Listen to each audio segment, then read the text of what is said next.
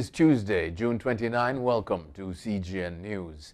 The government of St. Kitts and Nevis has extended the state of emergency by a further 6 months.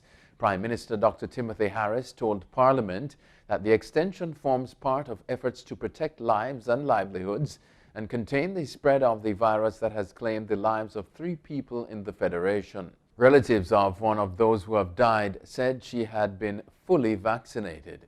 Health officials have not publicly responded to the complaints and allegations now in the public domain. The government has already announced a 24-hour lockdown effective June 27 to July 1 as an additional restrictive measure being taken to limit the movement of people. Prime Minister Alan Chastanet has called for a peaceful campaign as St. Lucia prepares for general election. The appeal follows a violent altercation Sunday in Barbano involving supporters of both the United Workers' Party and the St. Lucia Labour Party. Police say the altercation began after supporters of one group painted over party graffiti put on the road by their rivals. Tensions are high between supporters of the 2 main parties as the days draw close to the election date that is due at the latest in October. No date has been announced. Over the past few weeks, there have been several reports of incidents involving supporters of rival parties. The Cannabis Licensing Authority is reporting an increased demand for Jamaican ganja from the global marketplace. The agency says that in recent months it has been issuing export permits to territories as far away as Australia and Germany, which are seeking local cannabis for research and medical purposes. In total, 42 export authorizations have been issued to 10 entities trading with various regions of the globe: Africa, North America, the Caribbean, Europe, and Oceania. Since the start of the year, there has been an increase in export permit requests by licensees. In the absence of export regulations, now at the final stages of promulgation, the authority said it created an interim policy that has allowed licensees to export cannabis and its extracts since 2018. Mexico's Supreme Court has decriminalized the private recreational use of cannabis by adults, calling the current prohibition unconstitutional. In an 8-3 decision, the court ruled that adults would be able to apply for permits to cultivate and consume their own cannabis. Smoking in public and in front of children is banned. The decision came after a legislation bill stalled in Congress. Quote, "Today is a historic day for liberties," end quote, Supreme Court President Arturo Zaldivar said. But some groups said the ruling was unlikely to result in major immediate changes. A UK study has found that mixing different brands of the COVID jab for first and second doses gives good protection against the virus.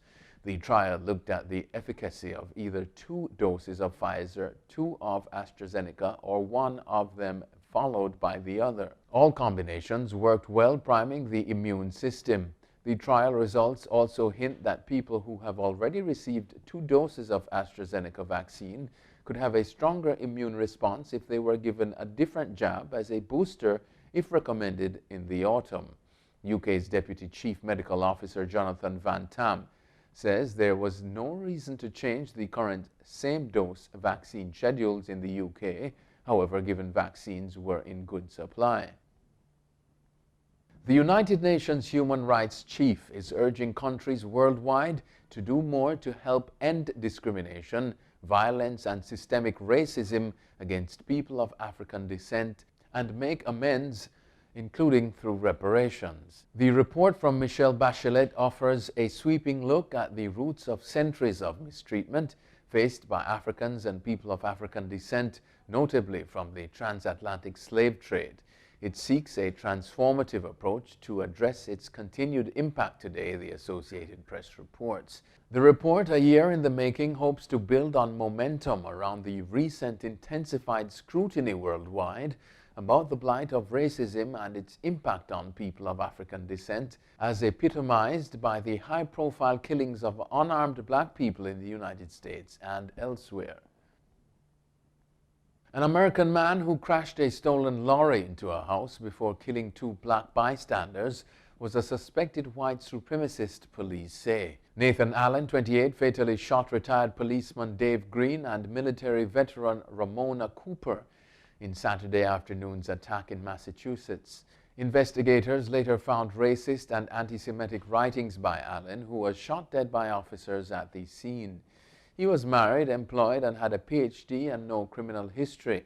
Investigators said they found troubling white supremacist rhetoric in the gunman's handwriting. Suffolk District Attorney Raquel Rollins told a press conference on Monday that Allen is believed to have acted alone.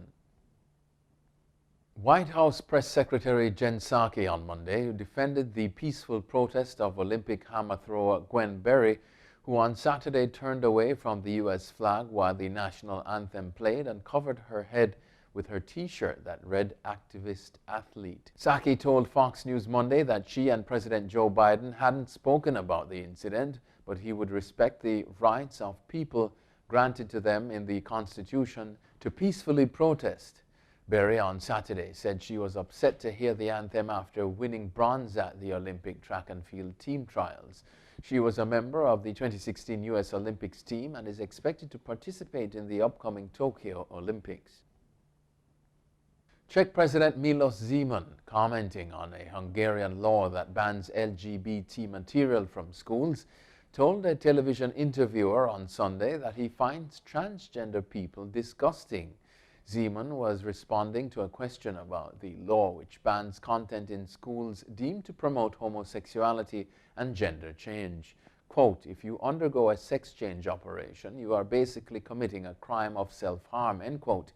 Zeman told CNN, quote, "Every surgery is a risk and these transgender people to me are disgusting," end quote. The Hungarian law has been criticized by rights groups and many of Hungary's fellow European Union members. At an EU summit last week, Dutch Prime Minister Mark Rutte told Hungarian Premier Viktor Orban to respect LGBT rights or leave the bloc. And finally, police in Kuwait have arrested an Egyptian man for posting a video online ranting about bad weather and dust storms. The arrest drew criticism on social media Monday. Kuwaiti officials said Sunday the man in the video was arrested and the authorities would take necessary legal action.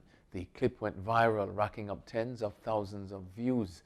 Social media users who saw the arrest as a sign of Kuwaiti's crackdown on free speech showed their support by posting their own videos insulting the weather. The tiny sheikdom often faces criticism from human rights groups for its mistreatment of foreign workers. That's it for CGN News. I'm Scott Wilson. Thanks for watching.